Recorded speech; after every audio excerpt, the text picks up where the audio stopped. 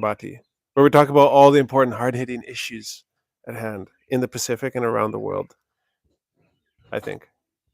How are we doing? How's the live feed? Thank you. It's going. We got at least one person. Please comment, like, subscribe if you're on here right now.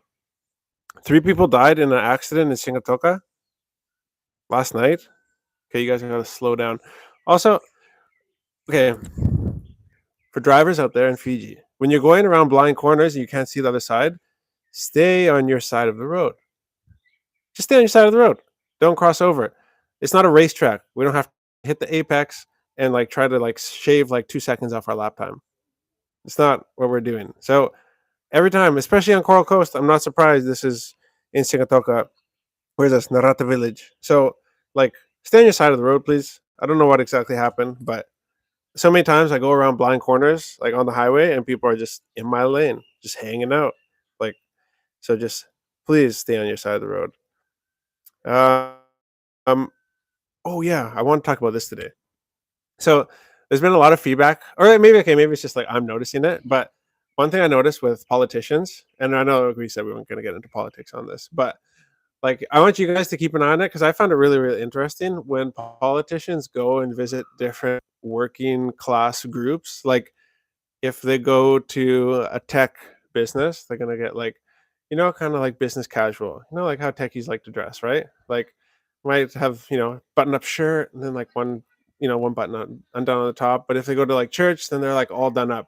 If they go and talk to like factory workers, they're gonna have like a safety vest, or they're gonna have like a brown belt with like some like worker looking pants. And I've seen like so many of like the ministers and stuff. It's so funny. I think it's because I just know about it now.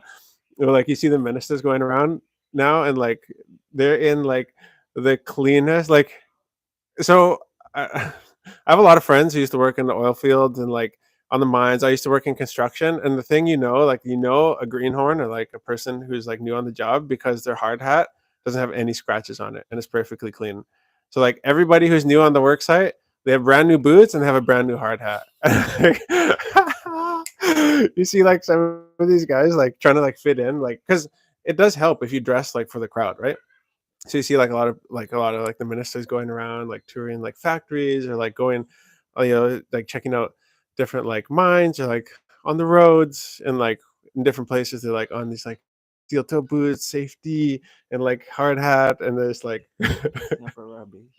picking up a rubbish. And it's like you look at the steel toe boots, like ooh, the tag is almost still on that tag. If you look on the bottom, it's not even dirty, and the hard hat is just shiny, just shiny. So I don't know. I find that funny. At least I'm weird like that. But somebody pointed out to me, they're like, "Hey, watching this election cycle, it was back in Canada when Stephen Harper, who was going around at the time, like when he was talking to like factory workers or industrial, he looks like one of those guys. And like when he's talking to businessmen, he dresses like a businessman. It's like it makes sense. I mean, obviously you would do it, but it's funny, and I see it everywhere now. Oh, political marketing. Political marketing. You got to market yourself. I mean, look at me. Got my branding here, guys. These shirts are coming soon, by the way. And yeah, what is it? What is this all about? Yeah, Tangi mo dia. Mm. Tangi mo dia. It's what does it say? It happens only in Tabiuni. Um, what do we got here? Oh yeah. This was one headline that stood out to me today: misleading advertising at supermarkets. We're robbing people in broad daylight. Consumer Council CEO. I have opinions about the Consumer Council, and probably have never voiced this before. Don't know if I should, but I've definitely ran into misleading advertising. I'll tell you about an experience that I had. I won't name the business, but a business in the West, in a city that has a big airport in it. Okay, so um, I don't know if you guys can figure that out. Rhymes with laddie. All right. And I ordered something. I checked something on the website online, and the price was a certain amount, and it said, and I haven't seen it, and maybe it's just me being. It is me being stupid, Jonathan. Stupid. All right. Welcome to the mat, Jonathan. Stupid. Where the price was VEP, VAT excluded price, and I've never. I always see VIP, so I'm not familiar with the VEP thing. So I just took the price, and then when I got the quote, I was like, oh, I want that product. I tried to pay with my credit card online. Obviously, this is Fiji, and it wouldn't work. So um, they were like, they gave me the quotation, and it was VIP. Of course, that's what you do. Oh, look at the pigs! Catch him, Harley! Eee. Hey! My dog, my dog's about to kill a piglet. Good boy, come back. And so the price was then VIP, and which was more. So I was like, oh well, this is more than you quoted, and they're like, oh, okay, this is because hey, good boy, way to not kill pigs. And I was like, oh, okay, that was a bit misleading to advertise without the tax because I don't usually see that in Fiji. And then and then I was like, okay, well, if you include the VAT, this is still too much. And they're like, oh yeah, no, those prices are old from the website. So this is actually the new price, and it's the only one that we have left. So obviously it has to be more than the other ones because you need it now, and it's the only one left. And I'm like, I don't know, like I'll just never do business with them again. It's pretty easy for me, but like you can take the hit, like the 2% or 3% hit on your profit for my sale, and I'll be a customer that comes back because they have a lot of good things. But you don't, and you just got to make every single dollar, then like I guess I'm not coming back. So I don't know. People want to do what they want to do. I have an argument now going back to the Consumer Council in Fiji. So we have a thing in Fiji called FCCC, which is they basically price control everything. So I have opinions as a business person and a free market. You guys can tell me, comment below on the downsides of having uh, basically an organization in the government that controls the prices. Here's my idea of a free market.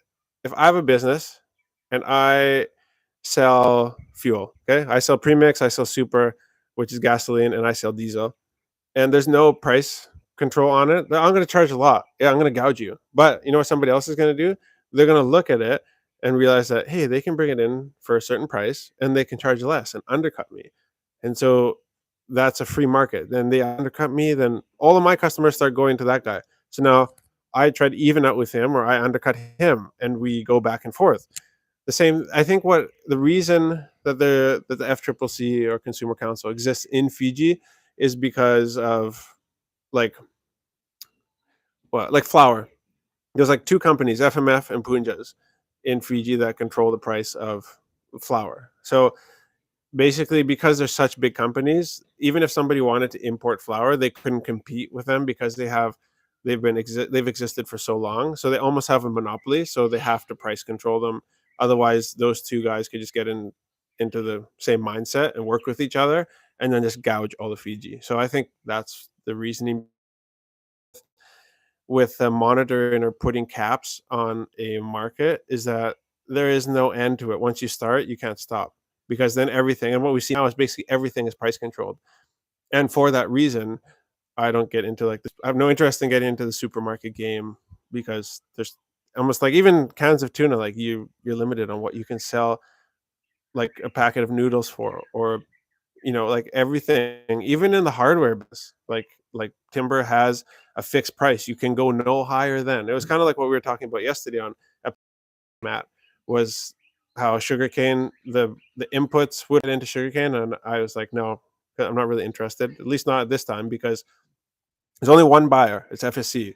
They state the price and it's fixed. But all the inputs on the other side, your labor and your fertilizer, all that other stuff can vary. So yeah, in that way, that is also a price controlled market, just not by a third party. What's been going on Twitter right now? Do you got anything for me from Twitter? Oh yeah, Fiji and Drua, they got a game against the Reds coming up. Actually, Reds, is that next weekend? Yeah. Reds. I'm torn because there's Filipon Dangunu and a bunch of, and I think Penny who's not playing, and who else? Uru was also playing. Is he still playing? I was a big fan of them though. Like, and I am a big fan of them. Yeah, and so I'm kind of like torn. Obviously, I'm gonna cheer for the Drua because I have to. That's the home side now. Unlike Tui behind the camera, always cheering for the Chiefs. How dare Yeah, you? we. How dare you? Shame on you. But that's going to be. I think they can win that game. I think they can beat the Reds for sure. And I don't. I'm not super clued in to the Super Rugby scene right now, but I think if they win this, I think if they win one more game, they make it into the quarters. I think. Last I game will think. be Well, because with Moana. then they have to play Moana Pacifica. Yeah, the last one. Sorry, brothers. I think we can smash Moana.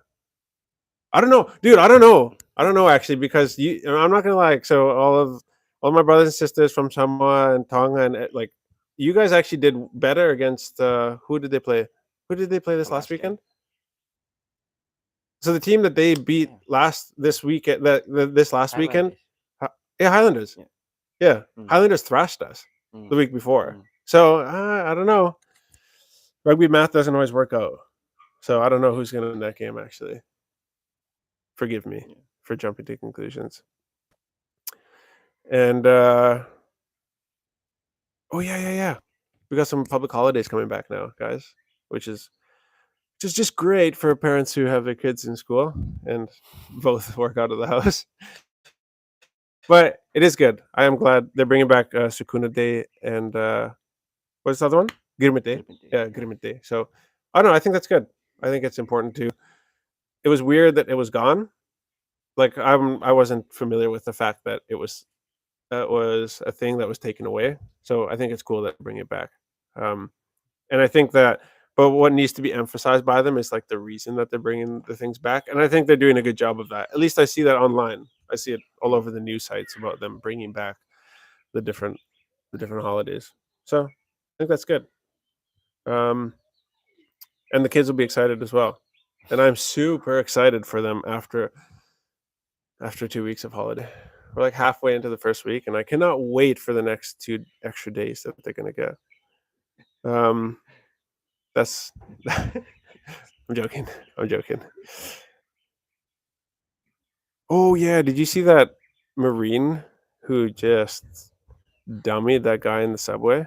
Oh yeah. So yeah, watch that video. If for those of you, I think the guy who passed away. Actually, no, I'm not going to give a name to anybody because I don't want to like make people famous for the wrong reasons or whatever. So there was basically a guy who was a Marine who choked out. So choked out a guy in a subway, and most of the people blame the Marine. He's a white guy, and the guy that he choked out was black. But he choked him out for so long that he actually died. He just basically cut off. So there's two kind of chokes. So I used to do jujitsu, very entry level, but I used to do jujitsu. And so what he had in him in was a rear naked choke. So he had him around the neck, and then you put your arm, like you put your arm on this bicep, what you do, and then you pulling back like that, and so you're cinching off. So there's a blood choke and there's an air choke, and so if you go, like, you can make a person go unconscious if you choke them out of oxygen, but if you squeeze off their arteries, then yeah, they're gonna die if you hold it in for long enough. So it's super super rare for somebody to die from a rear naked choke, because usually you just go out, they're unconscious, the bouncer drags them out of the bar, or the Marine, then has control of the situation. But obviously he lost his mind, and there's another narrative again: white guy kills black guy. But I think there's a bunch of videos coming out now showing that there was actually a bunch of other black guys that were holding him down ahead of time, and he was being like super aggressive before this all happened. And so, I mean, the thing is, like, people will see it through whatever lens like they want to see it. And um I'm like halfway in the middle. I'm half white, I'm half black, so I can see things in the middle. So I think, yeah, some things are racist and some things are just like unfortunate. And I think probably bad decision making on the part of the guy who just decided to like murder somebody, so he'll have to serve his consequences for that, and he will. um but I don't think it's like this big white supremacy thing either. Coronation just happened. Very, very exciting, very controversial. Also, I saw some posts, so like "not my king" or something like that. Like people were saying, "Not my king, not my queen." I think this is around what's her name, Camilla? Yep. Yeah, Camilla Cabello, Oh. the singer. Yeah. So yeah, kind of like some people who are on the edge about it. I saw some things online that were like it was like a picture of the queen, and it had a bunch of things like stolen from Sudan, and it's pointing at like a scepter, stolen from Italy, pointing at this, and then did you see that? Which one? There was like a picture. I think it was circulated on Twitter, but it was like my Oh yeah, not yeah, my queen yeah. or something, and then it's like stolen from here, stolen from there, but then stolen from Fiji was just like pointing at her crotch. Yeah. Do you know what it was pointing at? Do you know? I'm like, what are they pointing at? I'm like, this is just a little bit awkward. Why are we pointing at that area? Stolen from Fiji? Maybe there's a joke there that I don't get. But I'm like, okay. Um. Anyways, moving on. So I think a lot of people have mixed feelings about her because she was there like right after the Princess Diana thing. Mhm. Is that right? Yeah. Yeah. Mm. So I don't feel any way about it because okay, not my king, not my queen. Also, it doesn't matter because it doesn't really matter. I don't know. And the thing about people saying that like things are stolen is that like our president's there at the coronation right now. He took a gift for her. So for people to say like stolen from here, stolen from there, it's like yeah, but all the countries in their old republic that or like in the Commonwealth that send their presidents like Fiji to go to these coronations, they take stuff with them. So it's like stolen or like we gave him something to take with him to give to her or to give to him, the king. It's like, I mean, again, like it depends how you want to hear things. I don't know. What do you think? Weigh in, baby. Yeah. Ooh, Guardians of the Galaxy 3 Yep. is supposed to This come week. out. Yeah. This week. Oh, I'm so excited about that. Actually, I didn't know about that until you told me. I love Guardians of the Galaxy. I thought the first one and the second one was kind of like the first movie to bring back old music and not use like singles for that were made for the movie, like say like a Venom with Eminem, or something like that, where like a famous artist makes a song that gets released right before the movie to help promote the movie. They just brought back all these old school rock songs and like the Beatles, and like it was the best. It was the best. And you know, it's one of those things where you listen to the soundtrack back and you're like, oh, it's not as good. But in the movie, it's like so sick. It's like when you hear like when you're on you see like a dance video, you're like, love this song. And then you download the music, you're like, I thought this song was better than this. It's just because like I had this like picture of unrealistic picture of me being able to dance. Yeah, it's a Can you dance? huh? Can you dance? Don't ask me to dance. Yeah. I burn up the floor. but I've actually gone through a few pairs of shoes because I go so hard when I get on the dance floor. But fun fact though, What? Chris Pratt is the voice of Super Mario. Oh, he is. Yeah, and like the same vibe of music, old school music, Oh, are in the in the Super Mario? Super Mario. No. Yeah. Okay, we wanted to go to the Super Mario movie, and it closed the Sunday. Or we were like, wanting to go after church, and the last showing in Lambasa was like, oh, it's on Saturday, sorry, but the last showing it started at 3, and we were looking at the movies at 3:30. So we just missed the last showing of Super Mario because I actually heard it was really good. Did you see it? No. No. Shoot, he's so cool. I love Chris Pratt. He's like a hunter. He's just like down to the core. Seems like a legit kind of guy. Mhm. Legit. Man, I keep going into Bridgelaw and seeing their PS5, PS4, PS5. PS5. Ugh, so expensive though. It's like $2,000 or something. One day, I have an Xbox 360 back in Canada that I want to bring out here because I used to absolutely love playing Halo, but I guess no more. Oh, how about this? I read an article about here in Fiji about them trying to take care of garbage, and that reminded like garbage disposal and stuff. The garbage disposal system in the north is absolutely tragic. You know, it's funny how there's so much money flowing around from like NGOs and stuff, and yet if you picture a river like going to the ocean, but in that trip to the ocean, it goes like this. Okay, going to the ocean, whoop, it goes like this. Then Lambasa is like in the middle of that whoop. I'm gonna put the garbage down, and so when it floods, I just picture it going over that whole area. I don't know if that's actually what happens, but basically there's a horseshoe and the garbage dump in the bus is right in there, close to Sangam. And I was actually talking to a guy who gets contracted to do waste management in like southeast Asia, and he's like, "Oh, we call that hydraulic disposal, hydraulic waste disposal." Basically, if you like, you just wait the for things to flood, and it takes away your garbage dump out into the ocean, and then you get to restart. You don't have to worry about it. I don't know. I doubt that's what's happening, but like we in Sanganga, we have no waste disposal services that come out here. Money's not unlimited, I understand, but like for at least for the businesses to be able to have a way to dispose of their rubbish, um, yeah, we have a way because we have a farm, so we can dispose of like tin and stuff like that, like in pits that we dig. We see our own garbage dump, but like people in town, I went to the Limbasa Town Council. They're like, "Oh yeah, $30 a week if you want to have us come and pick up your garbage." I'm like, okay, like not necessary for me because I can have the ability to get rid of it, but like $30 a week for somebody, that's a lot of money. Like that's way too much. Um, what else do we got here? Okay, let's go to some questions from yesterday. How about we do that? Personal questions. I did way too many personal questions yesterday, I think, and people want to know more about what's going on in Fiji. Youths who want to start off a small business. Okay. Um, when it comes to it is very tough to get things done in groups of people unless you have a good board.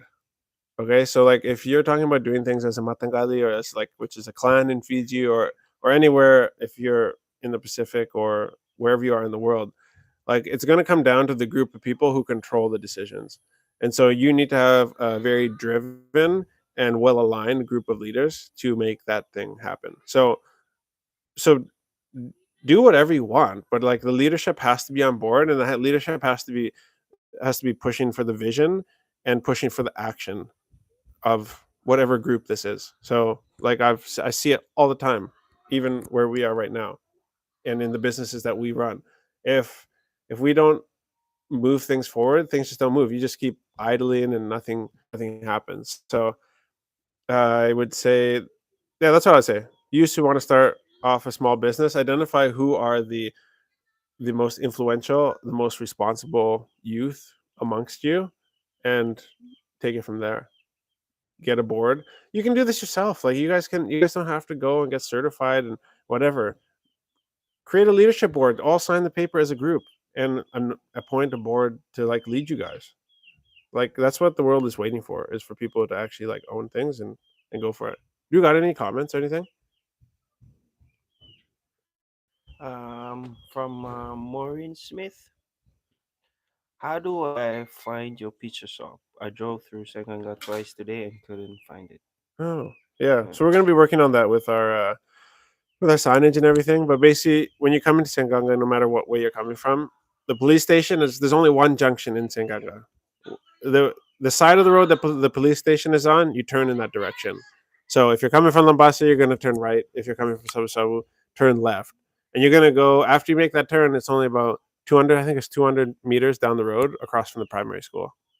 So across the street from the primary school, Sanganga Primary School, you'll see our coffee shop. I think actually a lot of people are looking for like a Waka logo, but it's fresh. It's Mm. that's our business name for the coffee shop. It's Fresh Tea and Coffee. So look for a fresh logo if you're going through. Another one here is from Josh Tumbuy. Yep. Have you seen of have you seen of what is happening in Canada? What are your thoughts towards that? What's happening in Canada? What is happening in Canada right now? I know there's a lot of weird crap being taught. You know what? I'm not going to comment on it because I don't Mm. actually know enough about what's going on. I think there's a pastor who's going to be put in jail because of I don't know if there's a COVID thing or what. Oh. I have to read up more on it Mm. before I can comment on it. What else? So far, so that. Yeah. So Can you far. guys talk about if you had any culture shock? Did we talk about that one yesterday? Yeah, we definitely had culture shock. Yeah, yeah. Yeah. Best approach. Okay, my last one. Best approach of making the big move to Fiji financially, and also things to be aware of. Best approach making the big move to Fiji financially. So it depends like how you want to live. So you got to figure out what before you like you obviously whoever's who's asking that Christine Arti from that on Instagram yesterday. So if you're going to move to Fiji, you know what you're making now, but you got to figure out what life is going to cost you in Fiji. So I think I hope I don't know. Is there somebody who has a service where they can like give people an estimate like what life will cost? But it depends where you want to live.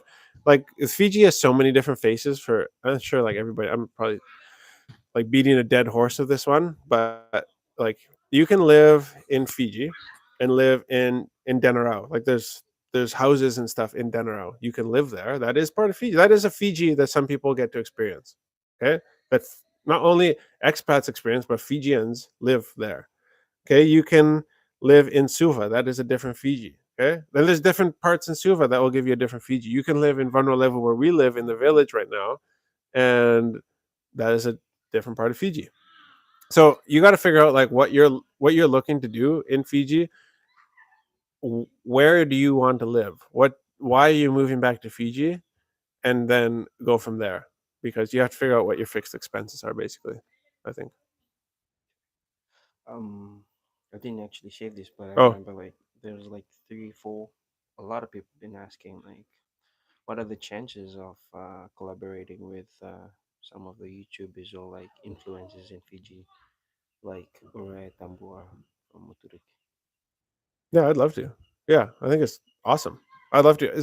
See, here's the thing: is that it's rare to find it's rare to find influencers in Fiji, because I don't know if it's us that need to all get together and approach the government or what. But like, if there's anybody in the government who's watching this, please talk to Meta. Please talk to Google, who owns YouTube, to to help us be rewarded for the work that we put in. I'm not getting paid to put any posts on Facebook or Instagram.